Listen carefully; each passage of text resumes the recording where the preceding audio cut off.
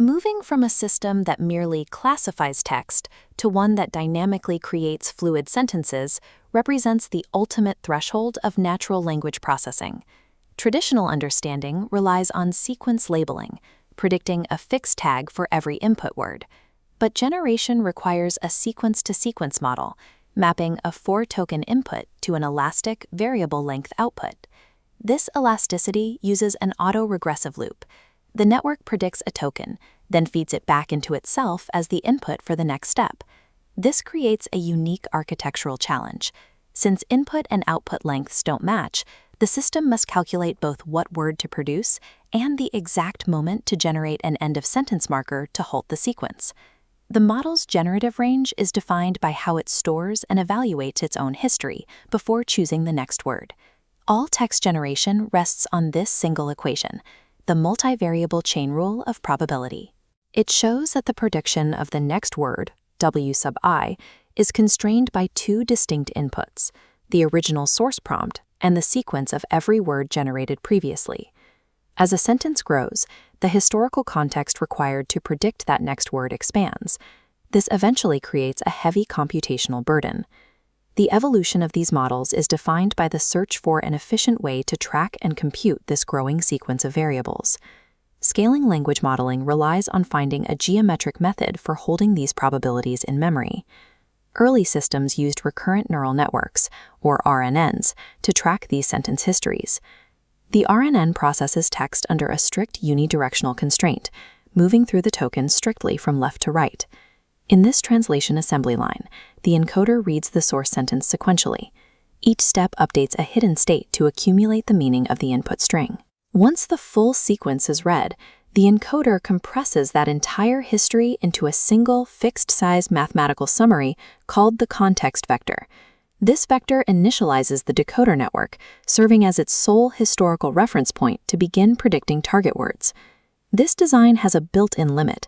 Forcing a complex paragraph into a single vector array rapidly exhausts its mathematical capacity. This creates an information bottleneck, where the network loses the context of earlier words when processing long sequences. Breaking this bottleneck required a shift in strategy. Instead of one summary vector, the generation layer needs to look directly at the entire source text.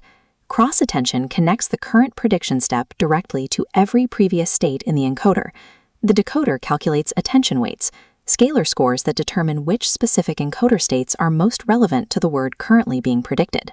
These weighted scores aggregate into a customized context vector that serves only the specific requirements of that prediction. Cross-attention ensures that historical context is handled as an active geometric query rather than a degraded memory. Self-attention applies this same query concept inward, allowing a sequence to query itself to establish internal context. For every token, the system generates 3 feature vectors: queries to probe for relevance, keys for comparison anchors, and values to provide the payload. The core dot product formula measures the compatibility between any 2 tokens in the sequence. Inside an encoder, this math runs bidirectionally. Every input token evaluates its relationship with every other token simultaneously, creating a fully interconnected grid. In this matrix, a single query row forms a scalar product with all key columns across the sequence.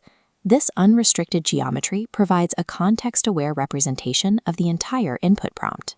Information flows freely in both directions simultaneously, which is exactly how these encoders are able to achieve full, comprehensive understanding of the text. Moving from reading to generating text introduces a problem. During training, we feed the model a completed sentence to calculate errors, but in a live environment, those future words do not yet exist. If a model is trained using an open bidirectional grid, it can look ahead at the answers it is supposed to be predicting. Masked attention prevents this by enforcing the arrow of time. This structural constraint blocks information leakage from the future. If a key's position is in the future relative to the current query, the system adds negative infinity to their raw compatibility score. Through the softmax step, this value mathematically forces the final attention weight to 0. The model is now effectively blinded to anything that hasn't happened yet. Autoregressive decoding emerges from this lower triangular geometric constraint applied over the probability matrix.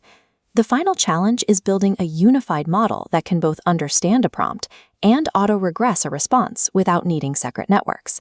The prefix LM approach creates a hybrid matrix topology combining these rules. Early prompt tokens are granted bidirectional visibility, establishing deep context for the input. When the model begins predicting new words, the mask shifts back to a strict causal constraint. By shifting the boundaries of the attention mask, a single grid can encode context and decode output simultaneously. Modern natural language capabilities, from answering complex questions to translating entire books, scale directly from this geometric manipulation of data. These mechanics allow us to calculate the probability of the next word, given the history and the prompt. Ultimately, human-like text generation relies on the relentless calculation of conditional probability, powerfully shaped by the geometric architecture of the attention matrix.